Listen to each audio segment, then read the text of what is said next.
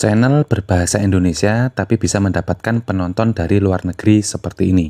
RPM untuk penonton luar negeri itu besar banget teman-teman, bisa 3-5 kali lipat RPM penonton Indonesia. Dengan kata lain, jika channel kita ditonton oleh penonton yang mayoritas berasal dari luar negeri, maka pendapatan channel YouTube kita bisa meningkat 3-5 kali lipat lebih besar. Dan untuk mentarget penonton luar negeri, kita bisa menggunakan fitur pengaturan bahasa yang memang sudah disediakan oleh YouTube. Sayangnya, masih banyak banget YouTuber pemula yang melakukan kesalahan ketika melakukan setting bahasa, sehingga hasilnya tidak maksimal dan video yang dibuat sama sekali tidak mendatangkan penonton dari luar negeri. Nah, di video ini saya akan tunjukkan cara yang benar untuk men-setting bahasa dan mentarget penonton luar negeri. Kita akan bahas setelah yang satu ini.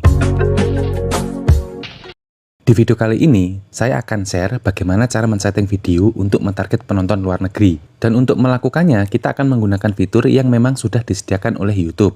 Untuk mentarget penonton luar negeri, kita tidak harus membuat video berbahasa Inggris. Kita tetap membuat video bahasa Indonesia seperti biasa, akan tetapi kita akan men-setting dan menambahkan subtitle, supaya orang-orang luar negeri bisa menemukan video-video dari channel kita dan bisa memahami isi pembahasan di dalam video. Bagi teman-teman yang mungkin masih belum tahu kenapa sih kita harus mentarget penonton luar negeri, jadi begini teman-teman, pendapatan kita dari YouTube itu dihitung berdasarkan RPM, yaitu biaya iklan per 1000 tayangan. RPM yang kita dapat dari penonton luar negeri itu jauh lebih besar daripada RPM yang kita dapat dari penonton Indonesia. Singkatnya, jika video-video kita ditonton oleh penonton yang berasal dari luar negeri, pendapatan kita bisa meningkat 3 kali lipat bahkan 5 kali lipat lebih besar. Kira-kira negara mana saja sih yang memiliki nilai RPM tertinggi? Nah, ini adalah 10 negara yang memiliki nilai RPM tertinggi di dunia, teman-teman. Jadi, jika video-video kita ditonton oleh penonton yang berasal dari 10 negara ini, maka penghasilan yang kita dapatkan itu bisa sangat besar sekali. Dan melalui YouTube Creator Studio, kita itu bisa memilih ingin mentarget penonton yang berasal dari negara mana, gitu ya. Oke, setelah teman-teman tahu apa saja keuntungan dari mentarget penonton luar negeri, selanjutnya saya akan menjelaskan bagaimana men-setting bahasa pada video-video kita supaya bisa ditemukan dan ditonton oleh penonton luar negeri. Sekali lagi, untuk mempraktekkan tutorial ini, teman-teman tidak harus membuat video berbahasa Inggris. Jadi begini, penonton-penonton luar negeri itu akan mengeklik video kita jika mereka paham isi judul video kita. Ketika mereka mengerti judul video kita, maka mereka akan tahu isi video kita itu tentang apa. Nah, jika mereka sudah tahu isi video kita itu tentang apa, kemungkinan beberapa dari mereka yang melihat video kita yang lewat di beranda mereka itu akan mengeklik dan mau menonton. Jadi, kita akan menambahkan bahasa Inggris dalam video-video kita di bagian judul, deskripsi, dan subtitle. Ketika kita sudah men-setting atau menambahkan bahasa Inggris dalam video kita, maka nanti judul video kita akan secara otomatis berubah menjadi bahasa Inggris ketika ditonton oleh orang-orang dari negara yang mayoritas berbahasa Inggris. Selain itu, ketika mereka menonton video kita, nanti akan muncul subtitle berbahasa Inggris. Jadi, meskipun video kita berbahasa Indonesia, nggak masalah. Karena dengan munculnya subtitle bahasa Inggris, nanti mereka juga akan paham.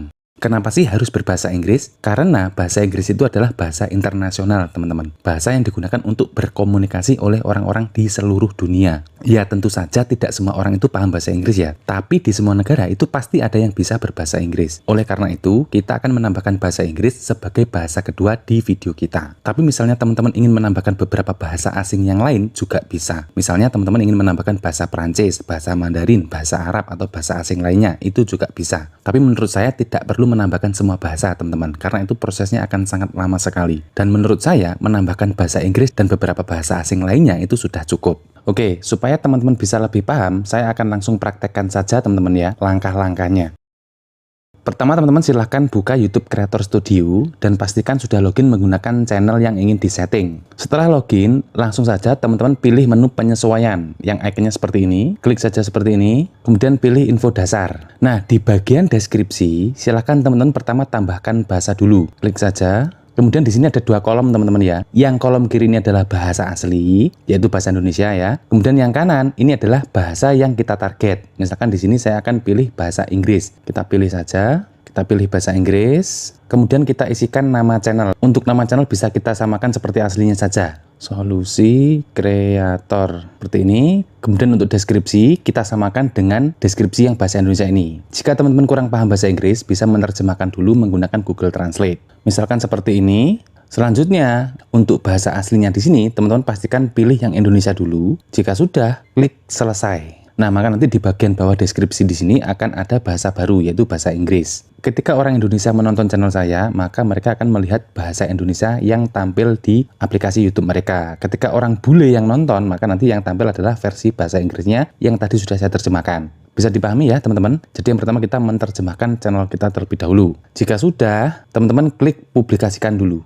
Nah, perubahan sudah dipublikasikan, artinya sudah selesai untuk men-setting channel menjadi bahasa Inggris. Selanjutnya, teman-teman pilih menu konten atau upload di sebelah kiri ini ya. Nah, maka nanti akan muncul daftar video yang sudah teman-teman upload ke YouTube. Nah, di sini kita harus menentukan dulu video mana yang ingin kita tambahkan bahasanya. Kalau misalkan kita ingin menambahkan bahasa ke semua video yang sudah kita upload, ya kita harus melakukannya satu persatu. Kalau misalnya kita ingin melakukannya hanya untuk beberapa video saja, ya sudah, kita tinggal pilih video mana yang ingin kita tambahkan bahasanya. Tapi teman-teman nggak perlu khawatir ya, karena prosesnya itu sangat mudah dan nggak butuh waktu lama. Oke, sebagai contoh, saya akan menambahkan bahasa untuk video saya yang ini. Pertama kita buka dulu. Selanjutnya, untuk menambahkan bahasa, kita bisa pilih menu subtitle di sebelah kiri ya, ikonnya yang ini. Nah, maka nanti tampilannya akan seperti ini. Jadi secara default, bahasa video kita itu bahasa Indonesia ya, seperti ini. Untuk menambahkan bahasa lainnya, kita bisa pilih tambahkan bahasa di sini. Seperti ini. Kemudian kita pilih bahasa yang ingin kita target. Misalkan saya di sini akan mentarget bahasa Inggris. Jadi saya pilih bahasa Inggris. Untuk bahasa Inggris pun di sini ada banyak teman-teman ya. Pilih yang Inggris saja. Seperti ini. Nah, maka nanti akan muncul di bawahnya bahasa Inggris seperti ini. Akan tetapi di sini kita harus menambahkan secara manual teman-teman untuk judul dan subtitle. Untuk menambahkan subtitle, kita bisa mengcopy dari bahasa Indonesia, bahasa asli videonya ya. Kita copy dulu subtitlenya. Caranya kita pilih salin dan edit. Di sini ya, salin dan edit. Jika muncul seperti ini, klik lanjutkan. Nah, kita salin semua teks bahasa Indonesia ini teman-teman untuk kita terjemahkan secara manual ke bahasa Inggris menggunakan Google Translate. Kita tinggal copy saja. Selanjutnya silakan teman-teman buka Google Translate dan pastikan untuk bahasanya ini sudah Indonesia dan Inggris seperti ini ya. Kemudian kita tempel teks yang tadi sudah kita copy. Selanjutnya kita scroll ke bawah, kita cari yang versi bahasa Inggrisnya teman-teman ya, yang hasil terjemahannya. Nah, ini teman-teman. Ini ya. Ini yang versi bahasa Inggrisnya. Untuk mengkopinya, kita tinggal scroll ke bawah lagi. Nah, di sini ada menu salin ya atau copy. Klik saja. Kemudian kita kembali ke YouTube Creator Studio. Kemudian di bagian yang Inggris ini, kita tambahkan subtitlenya dulu. Tambahkan seperti ini. Kemudian kita pilih yang sinkronisasi otomatis. Selanjutnya kita tinggal tempelkan atau pastekan teks yang sudah versi bahasa Inggris tadi teman-teman. Seperti ini. Jika sudah, kita tinggal publikasikan. Nah, untuk yang subtitle bahasa Inggris ini, di sini sudah sedang diproses ya untuk subtitlenya. Nanti keterangannya membuat pengaturan waktu seperti ini. Jadi kita tinggal tunggu saja teman-teman, mungkin sekitar 15-30 menit. Untuk sementara videonya ini saya pause dulu teman-teman ya. Nanti saya lanjutkan lagi jika proses pengubahan subtitle ini sudah selesai. Nah, kebetulan di sini prosesnya cepat banget teman-teman. Di sini bahasa Inggris, subtitle sudah dipublikasikan. Jadi nggak sampai 5 menit ternyata ya. Nanti kalau misalkan teman-teman lama, ya itu normal ya, kadang 15 menit, kadang 30 menit, kadang cepat seperti ini. Tapi yang jelas, ketika subtitlenya sudah ada keterangan dipublikasikan, maka video kita sudah muncul subtitle bahasa Inggris ketika ditonton oleh penonton luar negeri. Coba kita buka ya, kita edit di sini. Lalu coba kita play sebentar videonya ya. Seperti ini, kita coba play, apakah sudah muncul subtitle atau belum. Nah, sudah muncul teman-teman ya, seperti ini.